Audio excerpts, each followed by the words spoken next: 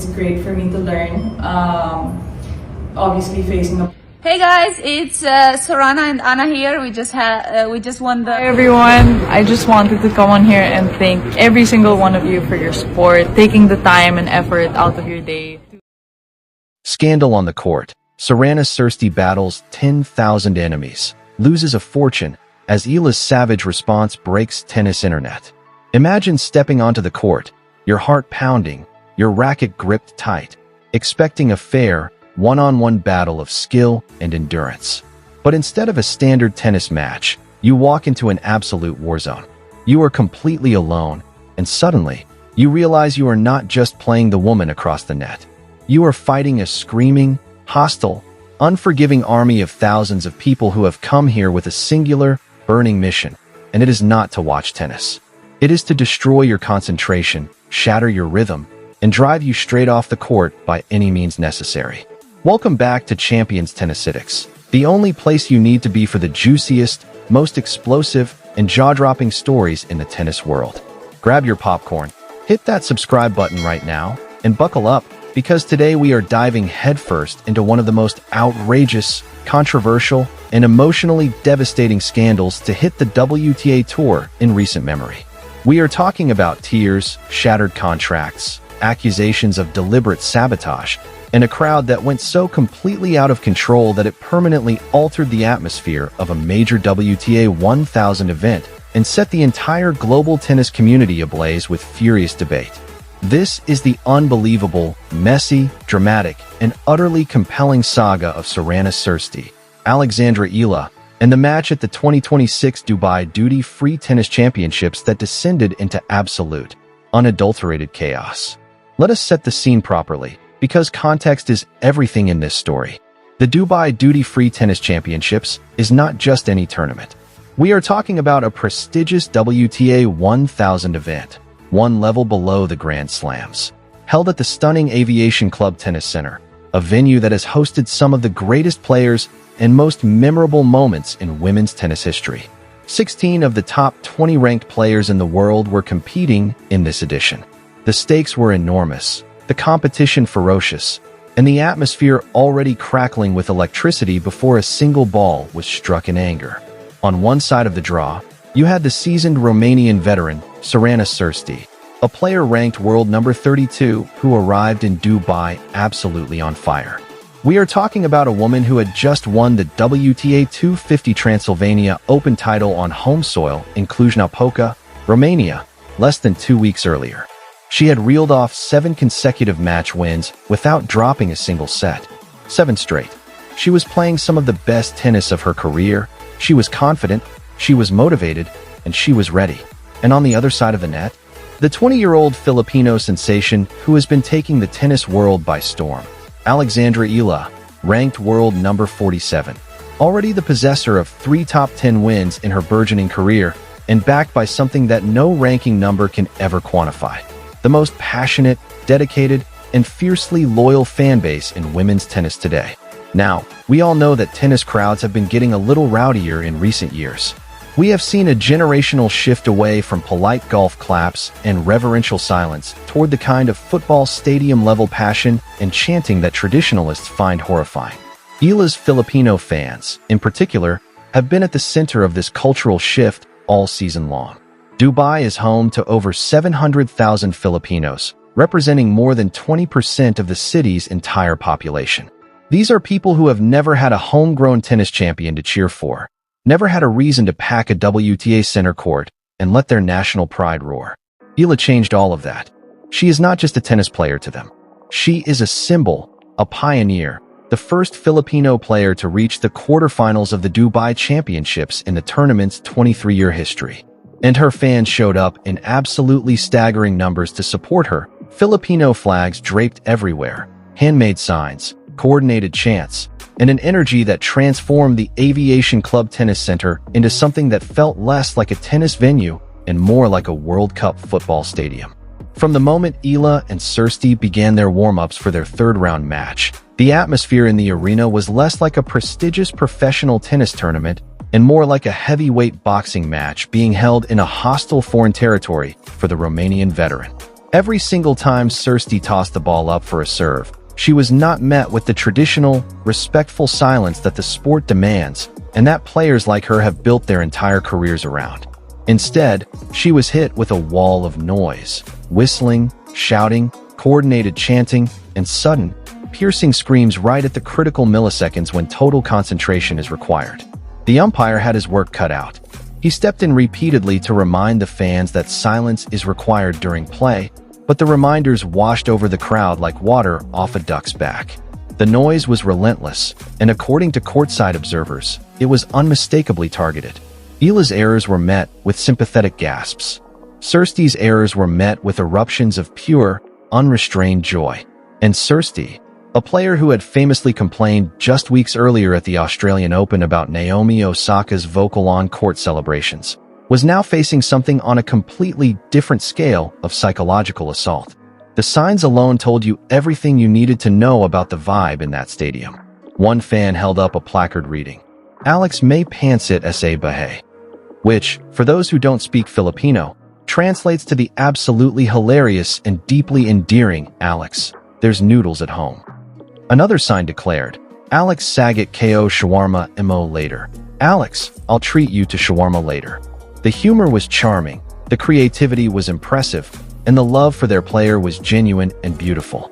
But it was the noise during the actual points, the cheering of Cîrstea's missed first serves, the celebrating of the Romanians' unforced errors, that crossed a line that tennis purists are absolutely not prepared to let slide without a fight. The umpire intervened again and again. But the crowd, many of whom are brand new to tennis and still learning the sport's strict etiquette codes, simply could not or would not be silenced. Now here is where the story takes a sharp and truly savage turn, because what happened on the court during this match was only one layer of a much deeper, more complicated, and more financially devastating drama. Let us talk about what Eala actually did on the court, because credit must be given where credit is absolutely due. This young woman, despite all the noise and all the chaos, produced a genuinely outstanding, tactically intelligent, and physically dominant performance. She started the match under significant pressure, finding herself trailing 4-5 in the opening set and teetering on the brink of dropping the first frame. But this is where you saw the mental and competitive quality that has coaches and analysts around the world buzzing about her future. Instead of crumbling, Eala dug deep. She won 3 consecutive games, broke Cîrstea when it mattered most, served it out to take the first set 7-5, and then proceeded to absolutely dismantle the Romanian in the second set, racing to an almost cruel 4-0 lead that left Cîrstea looking shell-shocked and helpless. But for Sorana Cîrstea, the 70-minute exit press conference and the hours that followed were a very different kind of extraordinary. Because here is something important that the highlights packages and the celebratory Filipino social media posts do not show you. Cîrstea was visibly, deeply frustrated during that match in a way that went beyond normal competitive disappointment. She was looking up at the umpire with desperate eyes, her body language screaming volumes about what she was experiencing mentally out on that court. And here is an additional detail that gives this whole story an extra emotional dimension. Reports have confirmed that Sorana Cîrstea is playing in what is expected to be her final season on the WTA Tour. She announced she will retire after the 2026 season. This was not just a loss in a tournament. This was a chapter in the final pages of a career that has spanned nearly 2 decades of professional tennis, and she wanted it written differently. Now, the transcript that has been circulating, in which Cîrstea's coach Alberto Costa was reported to have exploded in the post-match press conference declaring that Sorana is playing against 10,000 people, not just one opponent, has electrified the entire tennis world. Whether those words were delivered in exactly that way or not, the sentiment behind them has found enormous sympathy among tennis traditionalists and former players who are increasingly alarmed by the direction crowd behavior is taking at WTA events. The argument is simple and, to many, completely valid. Tennis is a sport that has always demanded that spectators observe strict silence during points, that they refrain from cheering opponents' errors, and that they treat both players with equal and unconditional respect. When those boundaries are violated, it does not just affect the atmosphere. It can actively and measurably alter the outcome of a professional match. And that, according to the traditionalists, is a fundamental corruption of the sport's integrity. The financial dimension of this story is where things get truly heartbreaking and where the real human cost of this controversy comes into sharp, brutal focus. Professional tennis is a relentless, ruthless business. Prize money is significant at WTA 1000 events, but for players ranked in the 20s and 30s on the tour, the life-changing money, the kind of financial security that transcends a single tournament check, comes from corporate sponsorships. And brands demand very specific things from their ambassadors. They demand composure, they demand a winning image, and above all, they demand that the product they are buying, the player's public persona, reflects positively on their corporate identity at all times. The reported loss of a significant sponsorship deal in the aftermath of this match, a deal that was allegedly in its final stages of completion when the Dubai match went viral for all the wrong reasons, has added a deeply tragic financial layer to Cîrstea's heartbreak. The image of a visibly frustrated, unraveling player struggling against not just her opponent, but what felt like an entire nation packed into the stands, was not, according to reports, the image that potential sponsors were looking for in their brand ambassador. The brand executives watching that broadcast made a cold, commercial calculation. They saw unforced errors. They saw a player losing her composure under pressure. They didn't care that the pressure was coming from 10,000 people in the stands rather than from the opponent across the net. And just like that, with a single phone call, a potentially career-defining commercial deal evaporated. In that moment, Cîrstea's tearful and raw plea, "Who will compensate me for these losses?" became one of the most talked-about moments in tennis social media history, and rightly so. Because it raises a question that nobody in the sport has a clean answer to. What is the liability of a tournament when crowd behavior directly causes a player measurable financial harm? The debate this controversy has ignited within the tennis community is fierce, passionate, and showing absolutely no signs of cooling down. The traditionalists, the purists who have loved and watched this sport for decades, are firmly in Cîrstea's corner, and they are furious. They want the WTA to act immediately. They are calling for stricter and more consistently enforced umpire protocols, for mandatory warnings, and even point penalties when crowds cheer opponents' errors or make noise during points, and for tournament directors to take direct responsibility for the behavior of spectators in their venues. They point to the fact that the rules against this kind of behavior already exist in tennis. They are just not being enforced with the consistency and firmness that the situation demands. Many respected former players have spoken up on social media to voice their solidarity with Cîrstea, and the message from this group is clear. If the WTA does not act now, the integrity of the sport as a competition between two individuals is genuinely at risk. And then there is the Alexandra Eala camp, and this is where the story becomes genuinely fascinating and multi-layered. Because Eala herself has handled this controversy with a poise, a grace, and a self-awareness that is frankly remarkable for a 20-year-old athlete navigating her first major media firestorm. She did not dismiss the concerns. She did not attack Cîrstea. She did not throw her fans under the bus. In her post-match press conference, she was asked directly whether she believes her fans are the main reason for her winning run in Dubai, and her answer was as self-possessed as anything you will hear from a veteran athlete with 20 years of media training. She said, clearly and calmly, that she takes the crowd's support with a spoonful of gratitude, but that she absolutely would not attribute her victories to them. She reminded journalists that she has been competing since she was 4 years old, that she has played countless matches in front of empty stadiums, that she is perfectly capable of winning without the roar of a Filipino crowd. She was saying, without saying it directly, "I earned this. I am not a product of the crowd. I am a product of years of hard work, sacrifice, and competitive excellence." And that is a message that is very hard to argue with when you look at her scoreline against Cîrstea, 7-5, 6-4, which tells the story of a player who was technically and tactically superior throughout. And then came Coco Gauff, which is where this story reaches its absolute, brilliant, chef's kiss peak. Because when Eala faced the world's number 4 player in the quarterfinals, she walked into a packed arena once again swarming with Filipino fans who were ready to shake the rafters. They are live, urgent issues that the sport is going to have to confront head-on, because the Alexandra Eala phenomenon is not going anywhere. If anything, it is growing.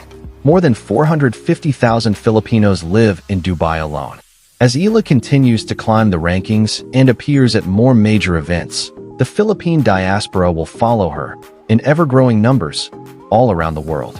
The WTA has a responsibility to manage that reality thoughtfully, celebrating the new generation of passionate fans while protecting the integrity of the competition that those fans are there to watch. And what about Alexandra Eala herself?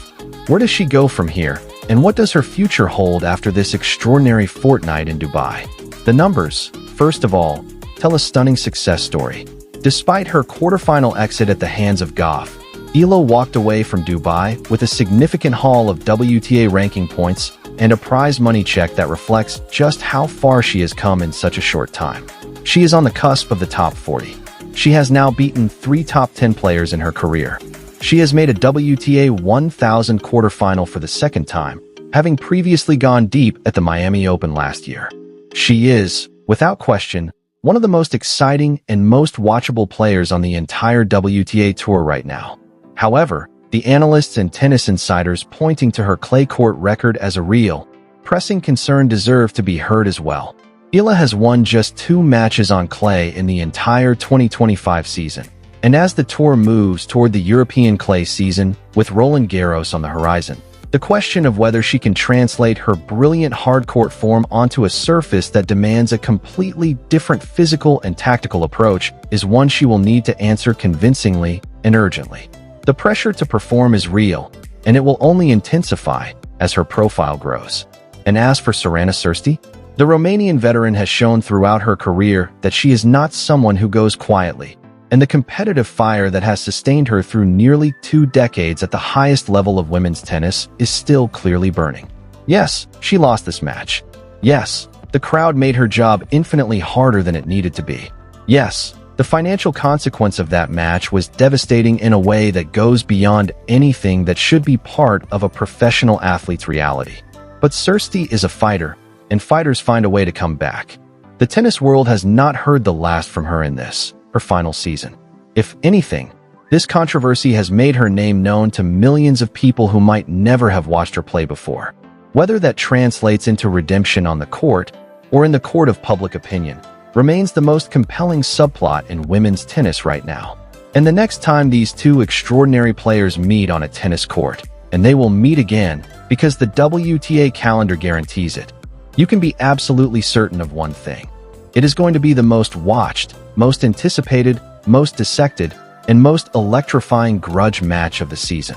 The stadium will be enormous. The security will be working overtime. The cameras will be capturing every flicker of emotion on both faces, and the entire tennis world will be watching with their breath held, waiting to see whether Alexandra Eala's fans behave within the spirit of the game, whether Sorana Cîrstea finds a way to block out the noise and recapture the blazing form that made her a champion just weeks before Dubai, and whether the WTA has found the wisdom and the courage to create a framework that honors both the joy of passionate new fans and the fundamental fairness that every single player on that tour deserves.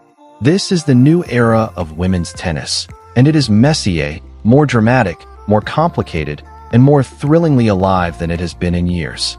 Champions Tennisitics is here for every single second of it, and so are you. And that is exactly why this community exists. Before we wrap up, we want to hear from you, and we mean everyone. Drop your hottest, most brutally honest takes in the comments section right now. Whose side are you on in this incredible controversy?